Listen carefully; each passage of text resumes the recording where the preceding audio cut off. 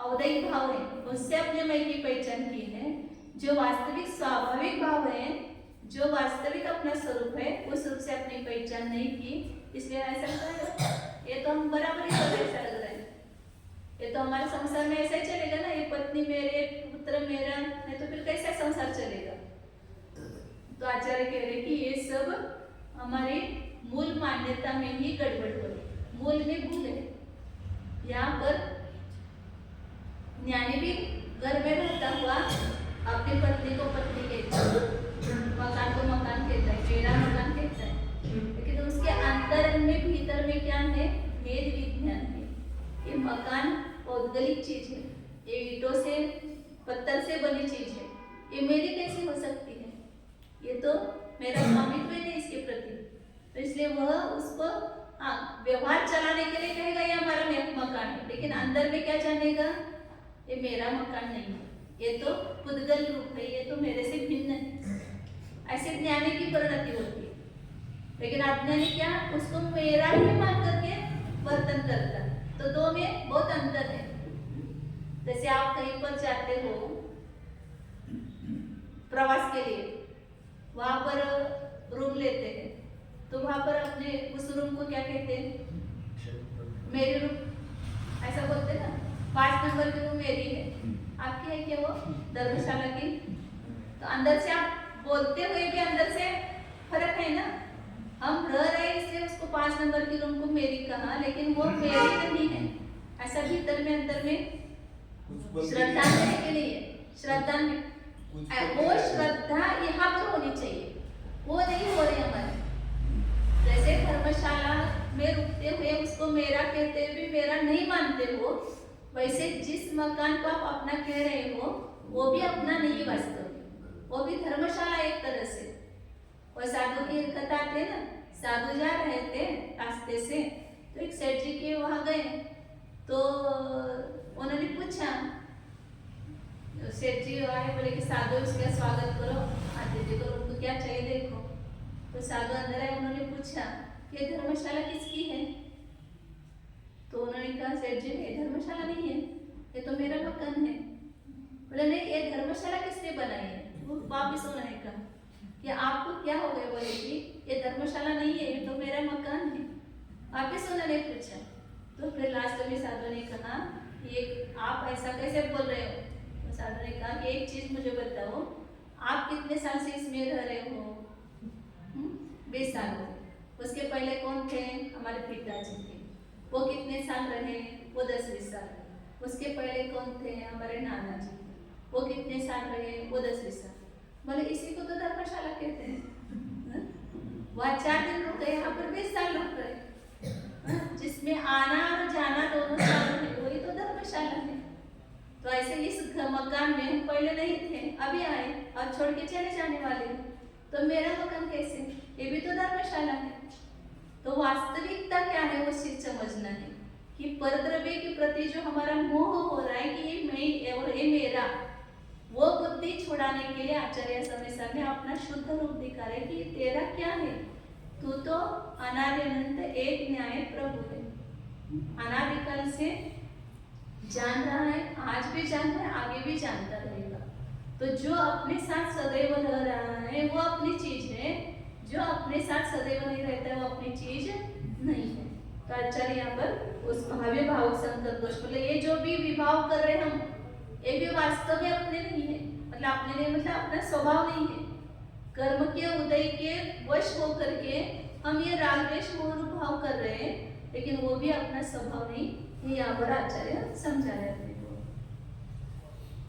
जो मोहम तुझे नित्ता, जो मोहम तुझे नित्ता, प्राण सहावादिगम मुनदियादम, प्राण सहावादिगम मुनदियादम, तम जिदमोहम साहुम, तम जिदमोहम साहुम, परमट्ठ वियाणगा बेंती, परमट्ठ वियाणगा बेंती।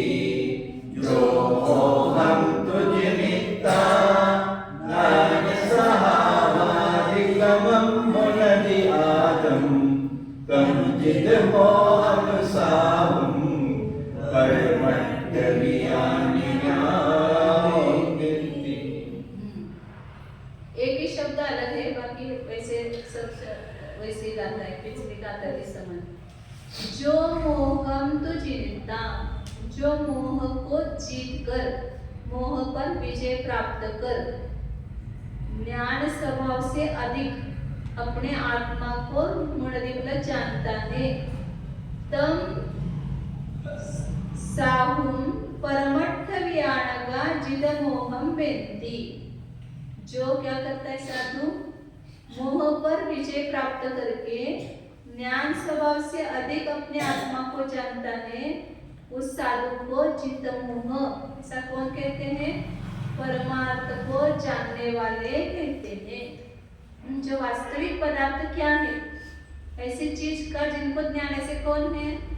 ऐसे गंधर्व या कीर्तनकर केवली भगवान, वे परमार्थ को जानने वाले हैं। और वे क्या कह रहे हैं कि वह चित्त मोह। कौन चित्त मोह है? तो उसको कहा कि जो मोह पर विजय प्राप्त करता है। और मोह पर विजय प्राप्त करना मतलब क्या करना? हाँ, मतलब उस रागादि भाव से भिन्न अपने को जानना है, उससे अपने को भिन्न करना, ये उस पर विजय प्राप्त करना है। या यहाँ पर अब ऐसा लेंगे, खाली तीन प्रकार की स्तुति है ना, तो पहली स्तुति जो है दर्शन मोह पर विजय प्राप्त करो, निर्णय संकल्प दोष, वहां पर मिथ्यात्व दोष का अभाव किया। यहाँ पर चारित्र मोह को दूर कर, मतलब उस रूप से परिणत ही नहीं होना। मोह को जितना, मतलब आगे टीका में खुलासा करेंगे, खुलासा हो जाएगा कि मोह को जीतना, तो मोह से अपने को भिन्न भी कहना, मोह कर्म का उदय आने पर उस रूप से परिणत नहीं होना। ऐसा मोह को जीत करके क्या करता है? ज्ञान स्वभाव से अधिक अपने आत्मा को जानता है। मतलब मैं कौन हूँ? मैं रागी द्वेषी मोही नहीं, मैं ज्ञान स्वभाव से अधिक हूँ। मैं मतलब कौन? इस शरीर में जो एक अमूर्तिक चैतन्य की मूर्ति है, वो मेरा रूप है, वो मैं हूँ। अभी क्या हो रहा है? शरीर और आत्मा एक जगह रह रहे हैं, तो भ्रांति क्या हो रही है? ये शरीर ही मैं हूँ। और यहाँ पर आठों कर्मों का उदय चल रहा है, उसमें मोहनीय कर्म के उदय के अनुसार राग द्वेष मोह भी हो रहा है, सभी में हो रहा है, आप में भी हो रहा है, हमें भी हो रहा है। अब कहने के भाव कर रहे हैं, कौन सा भाव है? राग भाव है, तो प्रेम भावी है कि सब जीवों का कल्याण हो, सबको समझ में आ जाए, इसलिए सबको क्या करे? उपदेश भी दे रहे। तो ये भी एक कषाय भाव है, ये भी एक राग भाव है। किसी के प्रति कोई सुनने के नहीं आता, उसके प्रति द्वेष भाव भी होता है, क्यों नहीं आते हैं? तो ये राग द्वेष मोह भाव होते हुए भी ये वास्तव में मेरा स्वरूप नहीं है। राग करना मेरा स्वभाव नहीं है, जानना मेरा स्वभाव है, ज्ञान मेरा स्वभाव है। ऐसा अंदर में वो वेद विज्ञान करता है। तो हम भले राग द्वेष मोह जब तक संसार है तब तक पूरा नहीं छूटेगा, क्रम क्रम से छूटेगा। पहले अनंतानुबंधी छूटेगा, फिर अप्रत्याख्यान कषाय छूटेगी, फिर प्रत्याख्यान कषाय छूटेगी, फिर संज्वरण कषाय धीरे धीरे छूटेगी। लेकिन ये सब होते हुए भी जब अनंतानुबंधी कषाय चौकड़ी का ही अभाव हो गया, तब उसने मोह पर विजय प्राप्त की। पूरी विजय नहीं, लेकिन विजय का प्रारंभ हो गया, विजय यात्रा प्रारंभ हो गई। जब पहले उसने नए नए संकल्प दोष दूर किया, मिथ्यात्व पर विजय प्राप्त की, तो उसका क्या हो गया? और अनंतानुबंधी कषाय चौकड़ी के ऊपर, अब वो अनंतानुबंधी कषाय रूप से परिणत नहीं होता है। राग राग में अंतर है, एक मिथ्या दृष्टि का राग, एक चतुर्थ गुणस्थानवर्ती का राग, और एक मुनि का राग, एक देश वृत्ति का राग। सबका राग समान है क्या? राग मतलब राग द्वेष मोह सभी विकारी भाव से, तो सब में अंतर है ना। जो अनंतानुबंधी कषाय वो अनंत संसार का कारण है, अनंत संसार को बढ़ाने वाला है। लेकिन जो अप्रत्याख्यान कषाय है वो अनंत संसार को बढ़ाने वाला नहीं। और उससे भी जो प्रत्याख्यान संज्वरण कषाय वो और भी कम है, मतलब संयम के साथ में रह सकते हैं कषाय। लेकिन इस कषाय का नाश भी ऐसे क्रम से होता है, कषाय का अभाव क्रम से होता जाता है। लेकिन जब इसने अनंतानुबंधी कश्यप पर या मिथ्यात्व पर विजय प्राप्त की, तब जो भी राग उसका बचा हुआ है, तो उस राग को करते हुए भी अंदर में क्या जानता है, ये राग करना मेरा स्वभाव नहीं। सामान्य लोगों को चीज समझ में नहीं आती। सामान्य लोग कहते हैं क्रोध तो कर रहा है, क्रोधी कैसे नहीं, पर्याय नहीं से बराबर है। अभी क्रोध कर रहा है तो वो क्रोधी है, लेकिन उसका वो स्वभाव है क्या क्रोध करना। तो कौन क्रोध नहीं करता है कि अंदर में बैठा हुआ जो न्यायिक भगवान आत्मा है वो क्रोध नहीं करता है, वो क्रोध से भिन्न है। लेकिन उस क्रोध को और उस न्यायिक भगवान आत्मा को एक करके हम क्या कह देते हैं कि बस ये क्रोधी हो गया। तो दो दृष्टियां हैं किसी भी वस्तु को तरफ देखने की, दो दृष्टि, एक पर्याय दृष्टि और एक द्रव्य दृष्टि। पर्याय दृष्टि से देखेंगे तो वहां पर क्या हो रहा है, पर्याय में क्रोध हो रहा है और वो भी औपाधिक भाव है। क्रोध भी वास्तविक उसका स्वभाव भाव नहीं है, औपाधिक भाव उपाधि के निमित्त से हो रहा है, पर द्रव्य का लक्ष्य करके हो रहा है। और उस समय द्रव्य दृष्टि से देखेंगे तो उस पर्याय में राग होते हुए भी उसका जो शुद्ध चैतन्य में आत्मा है वो उस क्रोध पर्याय से अलग है। तो जैसे उदाहरण में अपन लेते हैं ना, जैसे सोना है तो सोने के हमने क्या बनाए, कंकड़ बनाए, तो हम क्या कहेंगे, उसको कंकड़ कहेंगे। उसका तोड़ करके हमने क्या बनाया, कुंडल बनाए, तो अब उसको क्या बोलेंगे, एक कुंडल है। उसको तोड़ करके हमने और कुछ चीज बनाई तो क्या हो गई, वहां पर वो गले का हार बन गया। लेकिन अन्य अन्य पर्याय होते हुए भी उसमें जो सोना सोना सोना सोना है वो बदल गया क्या, सुवर्णपना। अंगूठी तब था तब भी सोना ही था, कंकन रूप था तब भी उसमें सुवर्ण ही था, गले का हार बन गया तो भी उसमें सुवर्ण पड़ा। ऐसे यहाँ पर ये मनुष्य देव नारकी तिर्यंच आदि पर्याय उत्पन्न होते हुए भी वो जो जीव है उस समय उस अवस्था में रह रहा है, लेकिन जीव उस अवस्था को मतलब वो जीव ही है। मनुष्य था तब भी क्या था, जैसे वो अंगूठी थी तब भी क्या था, सोना। गले का हार बन गया तब भी क्या था, सोना है। जो सुनार के पास लेके जाएंगे तो कितना तोला सोना है इसमें वो देखेगा, कौन सा गहना है वो नहीं देखेगा। तो सोने की तरफ हमने दो दृष्टि से देखा। जब पर्याय की दृष्टि से देखा तो क्या कहा, ये अंगूठी है, ये गले का हार है। और जब द्रव्य की दृष्टि से देखा तो क्या कहा, ये सोना है। इसी प्रकार अब वर्तमान में भी किसी भी तरफ, किसी भी द्रव्य की तरफ देखने की दो दृष्टि है।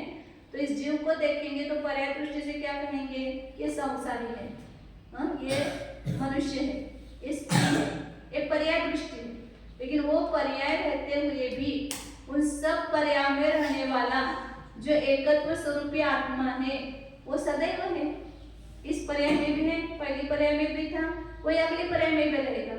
तो वो सब पर्याय में व्यापक जो एक तत्व है उस तत्व को ही यहाँ पर आचार्य शुद्ध आत्मा है और उस रूप से अपनी पहचान करा रहे। पर्याय तो बदलती जाएगी लेकिन आप तो वैसे रहोगे। तो उस अपने शाश्वत ध्रुव चैतन्य स्वरूप है उस तरफ अपना ये करना कि ये मैं हूँ, ये पर्याय मात्र मैं नहीं हूँ, या संयोग में नहीं हूँ।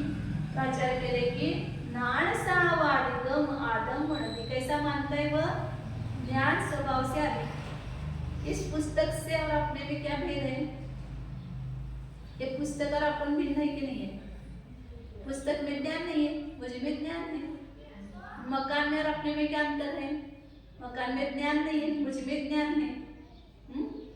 तो सभी वस्तुओं से मैं अधिक हूँ, किस कारण से, ज्ञान स्वभाव के कारण से। हमें वस्तु तो बहुत अच्छी दिख रही है, कितना सुंदर मंदिर बनाया है, कौन सी और बिल्डिंग बनाई है, बिल्डिंग कितनी सुंदर बनी है, तो वो बिल्डिंग में सुंदरता दिख रही है। लेकिन वो सुंदरता किस कारण से अपने को दिख रही है। बिल्डिंग स्वयं को सुंदर, स्वयं की सुंदरता को जानता है क्या बिल्डिंग स्वयं सुंदरता का अनुभव कर रहा है क्या। तो कौन सुंदरता का अनुभव कर रहा है, ज्ञान है। वो ज्ञान के कारण हमने जाना कि बिल्डिंग सुंदर है। बिल्डिंग को नहीं जान रही है, ताजमहल को नहीं जान रहा है कि मैं सुंदर हूँ, या कुतुब मीनार जो है वो स्वयं को नहीं जान रहे। तो उनकी कीमत करने वाला कौन है, ये ज्ञान है। तो उनसे भी हम अधिक है। उन सब चीजों से, जितनी भी दुनिया में अच्छी अच्छी चीज दिखाई रही है, उन सब अच्छी चीजों से भी अपने में अधिक क्या है? ज्ञान स्वभाव है। इस ज्ञान स्वभाव के कारण मोह राग द्वेष मोह आदि भाव में भी क्या है? ज्ञान स्वभाव जो है वो मेरा जो है वो वास्तविक स्वरूप है। उस ज्ञान स्वभाव से मैं अधिक हूँ। मतलब अपने को कैसे देखना? अपने को राग द्वेष मोह रूप नहीं देखना है। अपने को जो राग भी कर रहे तब हम जान रहे हैं। जैसे अभी आपके प्रति हमको राग हो गया कि आप पुस्तक लेकर के बैठे, तो उस समय में हम क्या कर रहे थे? जान रहे थे। मुझे राग हुआ, ये भी किसने जाना? ज्ञान ने जाना ना। राग को समझ में आ गया क्या? राग मतलब प्रेम, ना? हिंदी में राग शब्द को प्रेम कहते हैं। तो जब जिसने प्रेम किया, उस प्रेम को समझ में आ गया क्या मैं प्रेम हूँ, या द्वेष को समझ में आ गया कि मैं द्वेष हूँ।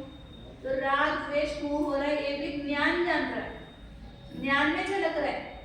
ज्ञान ने जाना मुझे अभी क्रोध हुआ, ज्ञान ने जाना मुझे अभी द्वेष हुआ, ज्ञान ने जाना फिर मुझे अभी मान के क्षय हुआ। तो ज्ञान जानने का ही काम करता है, मोह राग द्वेष भाव जानने के काम नहीं करते। इसलिए उस ज्ञान राग द्वेष मोह आदि भावों से भी मैं अधिक कैसे हूँ? ज्ञान स्वभाव के कारण। तो यहाँ पर ये अंदर में ऐसा अनुभव करना है कि मैं राग द्वेष मोह भाव नहीं हूँ, मैं ज्ञान स्वभाव से अधिक हूँ। ज्ञान रूप से अपने को अभी भी वर्तमान में भी ज्ञान स्वरूप है अपना। भीतर ज्ञान संपूर्ण आत्मा के प्रदेश ज्ञान से परिपूर्ण है, दर्शन से परिपूर्ण है, आनंद से परिपूर्ण है, अनंत गुणों से परिपूर्ण है। ज्ञान तो एक उसका मुखिया है, अनंत गुणों का मुखिया ज्ञान है। केवल ज्ञान है क्या? हम प्रत्येक वस्तु अनंत गुण स्वरूप है। तो मैं भी एक वस्तु हूँ क्या? नहीं हूँ? तुम एक वस्तू आहे की नाही भैया? आम्ही म्हटलं मंदिरातल्या सगळ्या वस्तू, आता किती वस्तू आहेत त्या वस्तूंची लिस्ट करा, तर त्याच्यामध्ये काय म्हणाले? टेबल एवढे आहेत, पाट एवढे आहेत, माईक एवढे आहेत, या वस्तू दिसतात आपल्याला, परंतु मी एक वस्तू आहे हे लक्षात येत नाही. आपण पण एक वस्तू आहोत. काय वस्तू? हे शरीर पण एक वस्तू आहे, ही शरीर वेगळी वस्तू आहे. आणि या शरीरामध्ये चैतन्य स्वरूप अमूर्तिक आत्मा विद्यमान आहे. जो शरीर सोडून निघून जातो आपण बघतो प्रत्यक्ष, तर त्याचे एक अस्तित्व भिन्न आहे. शरीराशी आता अभिन्न प्रदेश असल्यामुळे एका क्षेत्रामध्ये राहत असल्यामुळे आपल्याला काय झालेलं आहे, ते आपल्या अमूर्तिक वस्तू लक्षात येत नाही. आता तिथं हेच भेद विज्ञान करायचंय की मूर्तिक वस्तू पण मी नाही आणि अमूर्तिक वस्तू, आणि ह्यामध्ये होणारे जे विकार भाव आहेत, राग द्वेष मोहादी भाव आहेत, ते पण मी नाही. मी कोण आहे? मी ज्ञान स्वभाव आहे. ज्ञान म्हणजे त्यात सतत प्रत्येक समयाला चालू आहे. आता तुम्ही काय करता? ऐकताय म्हणजे जाणारच लागलाय ना तुम्हाला. आम्हाला हे टेबलात कळतं का उपदेश? हे टेबल काय ऐकायला लागले का? मला कळतंय का? का नाही कळत? ज्ञान स्वभाव नाही. मग तुम्हालाच का कळतंय? ज्ञान स्वभाव कुठे दाखवा बरं? तो ज्ञान स्वभाव कुठे आहे? ज्ञान स्वभाव शरीरात आहे, ह्या भूतलामध्ये आहे का ज्ञान स्वभाव? मग ह्याच्यामध्ये ज्ञान स्वभाव ज्याच्यामध्ये अशी वस्तू आहे, ती वस्तू बाजूला काढायची आपल्याला बुद्धीमध्ये. या संपूर्ण शरीरामध्ये एक अमूर्तिक चैतन्य मूर्ती आत्मा आहे, ज्ञान स्वभावी आहे तो, आणि तो जाणा लागलेला आहे. परंतु आपला असा भ्रम झालाय की मला ज्ञान कुठून मिळतंय? आता एक पुस्तक वाचलं म्हणून मला ज्ञान मिळतंय, गुरु सांगायला लागत म्हणून मला ज्ञान मिळतंय. हे सगळे निमित्त आहे, कारण आहे. परंतु वास्तविक ज्ञान कुठं आहे? आपल्या आत्म्यामध्ये. आपण ज्ञान स्वभावी आहोत. म्हणून स्वतःला काय जाणायचं आपण? मी व्यापारी, मी शेतकरी, मी अमुक दुकानदार असं नाही. मी ज्ञानमय आत्मा आहे, मी चैतन्यमय आत्मा आहे, मी ज्ञान स्वभावी आत्मा आहे. अखंड ज्ञान माझ्यामध्ये भरलेलं आहे. संपूर्ण आत्मप्रदेश हा पूर्ण शरीरामध्ये व्याप्त आहे, आणि त्या संपूर्ण आत्मप्रदेशामध्ये काय भरलेलं आहे? हे ज्ञान दर्शनादी अनंत गुणानं परिपूर्ण आहे.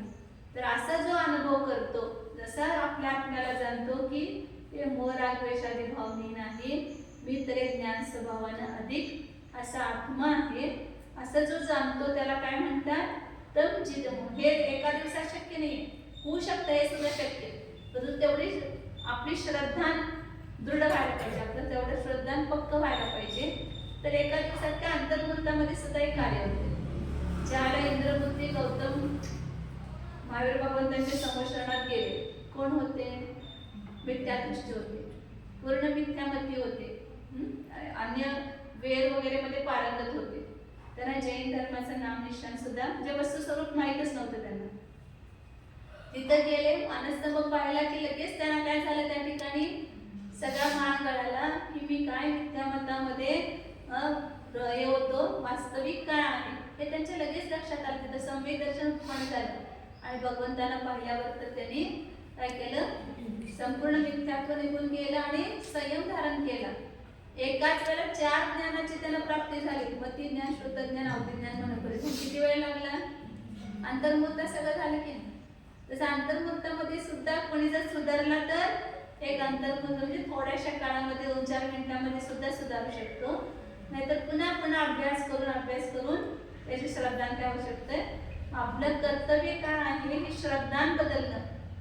हा आपण म्हणतो की मी धर्म करतो. धर्म करायचं म्हणजे काय करायचं, तर जे मिथ्या श्रद्धा आहे, भ्रांती आहे, भ्रम आहे ते सगळे दूर करून वास्तविक वस्तूचं काय स्वरूप आहे हे जाणणं. त्यालाच काय म्हणतात, सम्यक दर्शन म्हणतात. त्याला तत्वार्थ श्रद्धानं सम्यक दर्शन म्हणतात. आणि सम्यक दर्शनच वास्तविक काय आहे, धर्म आहे. तिथं तीच प्रक्रिया सांगतात, फक्त वेगळ्या शब्दामध्ये सांगतात की जो मोहावर विजय प्राप्त करून ज्ञान स्वभावानं अधिक असणाऱ्या आपल्या आत्म्याला जाणतो तो कोण आहे, जिद्दम मोह आहे. त्या साधूला मुनींच्या मुख्यतेनं इथं वर्णन केलेलं आहे, त्यामुळे साधू शब्द देतात. आणि वास्तविक जो सत स्वभावाला जाणतो तो साधू आहे. त्या साधूला जिद्द मोह असं कोण जाणतात, परमार्थाला जाणणारे पुरुष असं बेनती म्हणजे सांगतात, जाणतात. म्हणून आपलं काय कर्तव्य आहे, आपल्याला काय करायचं हेच माहित नाही. धर्म करायचं म्हणजे काय करायचं, रोज मंदिरला यायचं, एवढंच धर्म माहित आहे आपल्याला. भगवंतांचं दर्शन करायचं. आता ज्याला काहीच माहित नाही त्याला पहिल्यांदा मंदिरात येणं आवश्यक आहे. परंतु मंदिरात कशासाठी यायचं, तर भगवंतांचं स्वरूप समजून घ्यायचं. भगवंतांचं स्वरूप कशासाठी समजायचं, तर आपलं स्वरूप म्हणजे स्वतः जवळ येण्यासाठीच ही सगळी प्रक्रिया वास्तविक सांगितलेली आहे. परंतु आपण काय करतो, मंदिरला यायला सांगितलं ना, फक्त रोज मंदिरला यायचं, राम राम ठोकायचं, निघून जायचं. तर त्याचं प्रयोजन काय, पुढचं प्रक्रिया व्हायला पाहिजे. तर आपली जी प्रक्रिया पहिली जी आहे ती पुढच्यासाठी निमित्त होऊ शकते. मंदिरात आलो ते निमित्त कशासाठी झालं, भगवंताला जाणण्यासाठी. भगवंतांचं स्वरूप जाणलं ते निमित्त कशासाठी होणार, आपलं स्वरूप जाणण्यासाठी. म्हणून धर्म खरं वास्तविक काय आहे हे आपल्याला अजून समजलेलं नाही. म्हणून आचार्य सांगतात हे वास्तविक आपलं जे रूप आहे ते समजून घ्यायचं आहे. तर आपल्याला काय होणार, सम्यक म्हणजे पहिल्या गाथेमध्ये तिथं निर्णय संकर दोष दूर करके मिथ्या तो पर विजय प्राप्त किया, और यहाँ पर दर्शन चारित्र मोह पर विजय प्राप्त करने के लिए, ऐसा 2 भी लगा सकते, इसको भी मिथ्यात्व को दूर करने के लिए ले सकते, क्योंकि 2 प्रकार के भाव है, एक न्याय और एक भावी। नेय पदार्थ और आत्मा में नेय न्यायिक संबंध, और दूसरा ये राग द्वेष मोह आदि जो भाव कर्म है उसका भी आत्मा के साथ में क्या है, वहां पर निमित्त नैमित्तिक संबंध है, या उसका क्षणिक उपादान उपादेय संबंध है, समझो। लेकिन वो वास्तविक मेरा संबंध नहीं है, मतलब उसके साथ हमने संबंध माना, ये मिथ्यात्व ही है, समझो। और उसके प्रति अहंकार टूट जाना कि ये राग द्वेष मोह मेरे नहीं है, मैं उस रूप नहीं हूँ, ये भी मेरे जानने योग्य, वास्तव में राग द्वेष मोह भाव भी जानने योग्य, ये भी करने योग्य या अपनी नहीं है। इस प्रकार अंतरंग में हमारी प्रतीति हो जाए तो क्या होगा, मोह पर विजय प्राप्त होगा। और मोह पर विजय तभी होगा स्वसंवेदन भेद विज्ञान के द्वारा ही। जब तक अपने आत्मा को ज्ञान स्वभाव से अधिक हम अनुभव नहीं करते हैं, तब तक इस राग द्वेष मोह भाव से हमारा भिन्नत्व वासित नहीं होगा। अपनी वस्तु दिखे बिना पर वस्तु पर नहीं लगती है। जब एक वस्तु मेरी मिल गई, ये मेरी, तब आपकी ये दूसरे वस्तु पर क्या हो जाएगा, अपने आप मोह छूटेगा। लेकिन अपने को पहले पकड़ना पड़ेगा, और अपने को पकड़ने के लिए ये स्वरूप बताया जा रहा है कि अपनी वस्तु क्या है, बस इस देह के अंदर भीतर जो ज्ञान स्वरूप से विराजमान है, अनंत गुणों से परिपूर्ण है, यह वस्तु में है। फिर जो जो इसमें आगंतुक चीज आ रही है, मोह राग द्वेष भाव, ये आगंतुक चीज है, औपाधिक भाव है, वो अपना स्वभाव भाव नहीं है। ये अंदर में समझ में आ जाए तो फिर उससे भिन्न जो चैतन्य स्वभाव है वह मैं हूँ, इसकी प्रतीति अपने को होगी। ठीक है, कल पढ़ती कल पढ़ती क्योंकि वो एक बार पूरी पढ़ेगी 4-5 लाइन और कल पूरी हो जाएगी।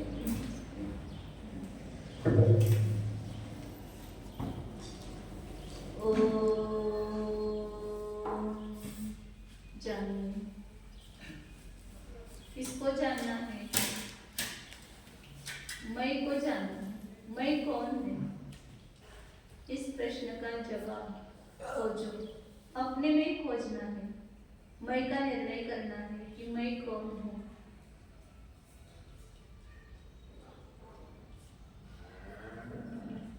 मैं एक शुद्ध चैतन्यमय जीव तत्व हूँ।